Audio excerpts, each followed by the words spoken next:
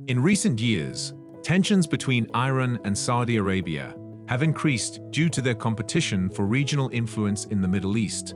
This geopolitical dispute has had far-reaching consequences around the world, creating a dangerous flashpoint of conflict.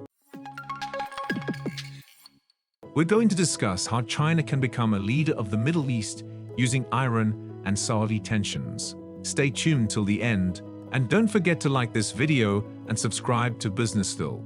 Although both countries are part of the Muslim world, they hold starkly different views on how to interpret Islam and wield power. For example, Saudi Arabia follows an ultra-conservative version of Sunni Islam, while Shia Muslims rule Iran. This divides their respective populations along religious lines and creates deep animosity between them. The rivalry also extends beyond religion. Saudi Arabia is backed by Western powers such as the US, while Iran relies heavily on its own military strength and support from Russia and China. This has created a power imbalance in the region, with Iran and its proxies feeling threatened by Saudi Arabia's military superiority. The ongoing conflict has left many countries caught in the middle, trying to de-escalate tensions between both sides.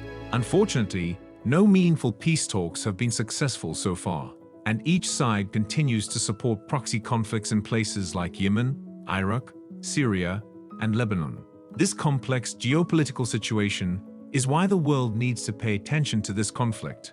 It has led to increased instability in the Middle East, which could lead to global crises if not managed properly. So it's important that we continue our efforts toward finding diplomatic solutions that bring lasting peace and stability to the region. Majorly, any geopolitical conflict in the world can get associated with the self-appointed leader of the world, America.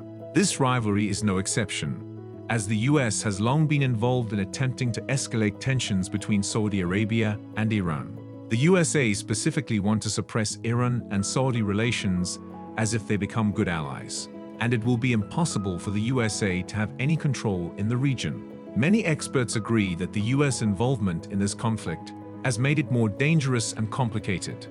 America's military presence in the Middle East has resulted in increased tensions, with both sides feeling threatened by US actions. The USA has a history of escalating or perhaps creating conflicts in the Middle East, and a prominent example of this can be Iraq, and now almost destroyed Syria.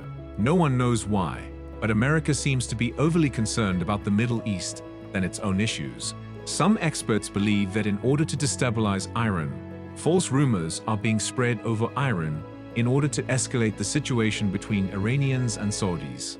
The USA is heavily concerned over its control in the Middle East, with Saudi Arabia likely having some second thoughts on the USA, and China is slowly flaming the spread.